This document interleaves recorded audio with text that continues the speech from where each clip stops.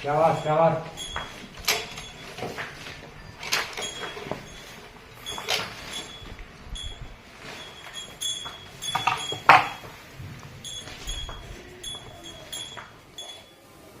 नमस्कार भाई साहब। जी नमस्कार जी।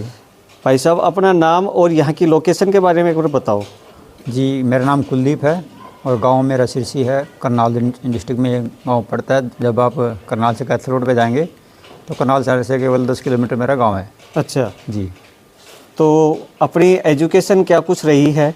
जी मैंने इंजीनियरिंग में पॉलिटेक्निक की हुई है, उसके बाद इंजीनियरिंग की थी, ग्रेजुएशन। हाँ हाँ। उसके बाद मैंने जॉब भी किया है 8-10 साल के अलग अलग फील्ड में, IT में भी किया है और इंटीग्रेशन में किया है प्राइवेट लिमिटेड में। तो आपने पढ़ाई भी की अच्छी से जी। और जॉब भी की, उसके बाद इधर कैसे आना हुआ? ये कोल्लू का तेल निकाल रहे हो, इस साइड कैसे आना हुआ? इसमें आदित्य जी ऐसा था, जो लगभग 8-10 साल से मेरा ये रहा था कि मैं कोई अपना काम शुरू करूं। पहले तो था मेरा कि MNC में मैं जॉब करूंगा, फिर ट्राई भी किया, लेकिन फिर मेरा रुझान अपने काम की तरफ होने लगा। तो मुझे पहले तो मैं कुछ कंफर्म नहीं हो रहा था कि क्या काम करूं मैं शुरू, कुछ समझ में नहीं आ रहा था। हाँ हाँ। तो कुछ लगभग 1.5 साल के आसपास मैंने, एक तो हम गायें रख रखे हैं, देसी गाय रखते हैं घर पे शुरू कई सालों से। हाँ हाँ। तो देसी गाय के साथ फिर अपना बछड़े का और बैल का भी रहता ही है। हाँ।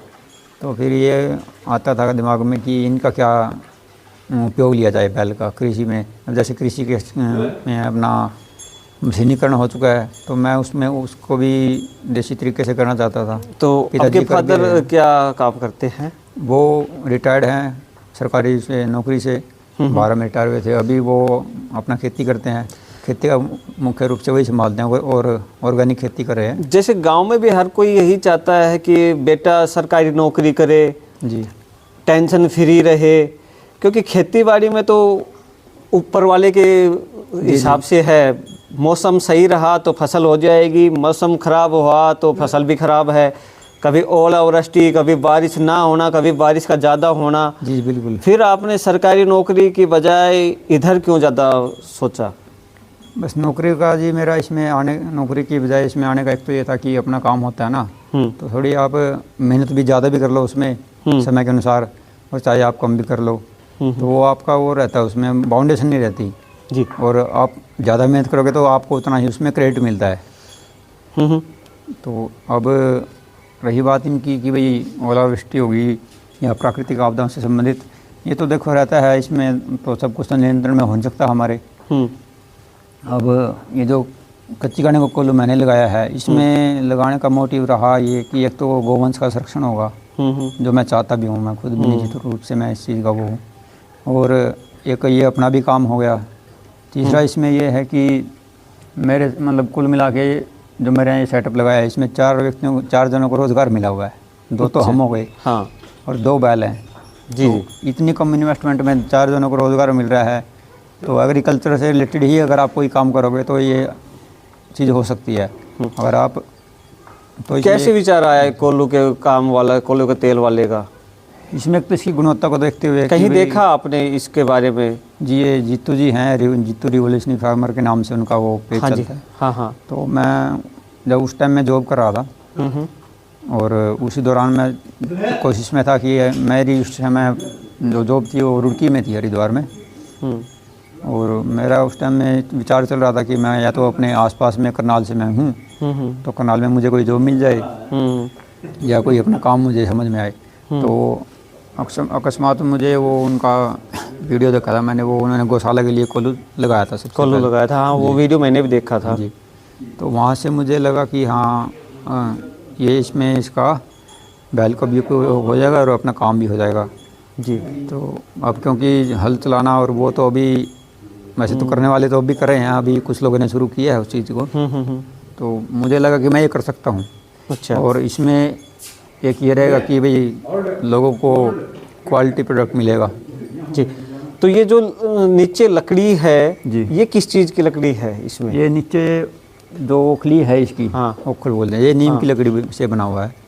और अच्छा। जी पूरा ये लकड़ी का सेटअप है, इसमें लोहा कहीं भी नहीं है। और ऊपर जो मूसल ऊपर है वो? मूसल है वो भी बबूल का बताया उन्होंने, सुनील जी ने। नारनौल से मैंने बनवाया, सुनील जी हैं जी जी। वो बनाते हैं। तो यानी कि दोनों लकड़ियां ही औषधीय हैं? औषधीय जी बिल्कुल। जब ये इसमें तेल की बीज के ऊपर रगड़ लग के जब तेल निकलेगा तो मैं इसमें बबूल और नीम दोनों के औषधीय गुण भी उसमें आते हैं तेल में जी। तो लोहे की मशीनों से जो निकाला जाता है उसमें फिर वो बात नहीं है बिल्कुल भी। उसके कंपेरिजन में बहुत बड़ा इसमें गुणवत्ता इसकी काफ़ी ज़्यादा रहती है। अच्छा, तो किस किस चीज़ का तेल निकाल रहे हो इधर?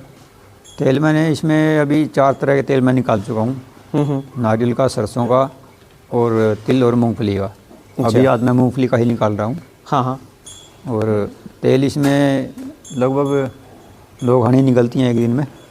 इसमें ज़्यादा निकल जाता है सरसों का, तिल का, ये लगभग 10 लीटर के आसपास निकल जाता है दिन में। नारियल का थोड़ा फालतू निकल जाता है। अच्छा जी। तो जो अपने मशीन से जैसे कि तेल निकलता है उसमें और इसमें क्या अंतर होता है मेन? देखिए जो तेल में होते जो एडिबल ऑयल्स होते हैं उसमें फैटी एसिड्स बोला जाता है वो। जो फैटी एसिड्स होते हैं जब आप तेल निकालते हैं ना तो उस दौरान में जो प्रेशर और जो टेम्परेचर रहेगा तेल निकालते समय तो वो उसको सेंसिटिव होते हैं उसको लेकर के काफ़ी ज़्यादा। अच्छा। तो अगर आप लो टेम्परेचर पे और लो प्रेशर पे तेल निकालोगे तो फैटी एसिड्स जो है मेंटेन रहते हैं इसके तेल के। जी। और टेम्परेचर तो इसमें बहुत ये लगा लो सामान्य तापमान जो आसपास के आपके वातावरण का होता है वही रहता है। हाँ बिल्कुल धीमी स्पीड पे चल रहा है। ये 3 से 4 RPM मैंने इसके 1-2 बार देखा है तो एनालाइज किया है तो 3-3.5 RPM इसके 1 मिनट में बनते हैं सामान्य गति। और बस वो बड़ा फैक्टर है इसमें इसके क्वालिटी में होने का तेल की, जो लो टेम्परेचर है और लो RPM। यानी कि तेल का लिए कहा जाता है कि एक बार गर्म होना चाहिए, दूसरी बार गर्म हुआ तो वो जहर है। वही है जी, वही कारण है कि इसमें गुणवत्ता बनी रहती है। अब जब आप मशीनों से तेल निकलवा दोगे तो एक बार तो तभी गर्म हो गया, खूब हीट में हो गया, दूसरी बार आपकी रसोई में गर्म होएगा, वो रसोई में गर्म होगा। तो वो उसी कारण से इसमें गुणवत्ता रहती है और ये बड़ा आपके स्वास्थ्य को लेकर के बड़े अच्छे प्रभाव इसके रहते हैं। अच्छा, तो जैसे कि 3 तरह के तेल आप निकालते हो जी, तो इनकी डिमांड कहाँ ज़्यादा हो रही है और क्या सेल हो पा रहा है सही से? अभी मेरा अभी ऑफलाइन ही सेल हो रहा है। हाँ। और जो मेरे सर्कल है, जो पर्सनल जो लिंक हैं, हाँ। उनके थ्रू मेरा अभी सेल हो रहा है। मैंने जुलाई में काम शुरू किया था और मेरा जो अच्छे से प्रोडक्शन शुरू हुआ वो अगस्त में शुरू हुआ, अगस्त के लास्ट में। जी। तो अभी मतलब आपने मार्केटिंग नहीं की है इसकी? नहीं, अभी मार्केटिंग तो मैंने नहीं की। एक भाई आया था उनसे भी मैंने वीडियो शूट करवाया था। हाँ। वो भी लगभग 2 महीने पहले बना करके लेके गए थे। अच्छा। और बाकी मेरा ऑनलाइन ई-कॉमर्स में के थ्रू तो मेरा अभी नहीं हुआ है। जी। अभी कोई ब्रांड नेम वगैरह आपने लिया है, कोई लाइसेंस वगैरह बनवाया इसका? नहीं, अभी वो बनवाया नहीं है और देखते हैं मैं वैसे शायद वो मुझे बनवाना भी पड़ेगा। लेकिन मेरा यही था कि भाई अपना देखो कस्टमर जो है ना, कस्टमर को चाहिए क्वालिटी प्रोडक्ट में जी। और मान लीजिए फूड सेफ्टी का या अन्य किसी भी अथॉरिटी का हम लाइसेंस लेते हैं तो उससे ये तो है नहीं कि भाई क्वालिटी उससे कम या ज़्यादा हो जाएगी। वो थोड़ा रहता है कि भाई हाँ कुछ कस्टमर होते हैं इस चीज़ को कंसिडर करते हैं, लेकिन अगर क्वालिटी बढ़िया मिलती है कस्टमर को तो उस चीज़ का कोई खास फर्क पड़ता नहीं है। बाकी उसका एप्लीकेशन देना है मुझे, वो लूँगा मैं। जी।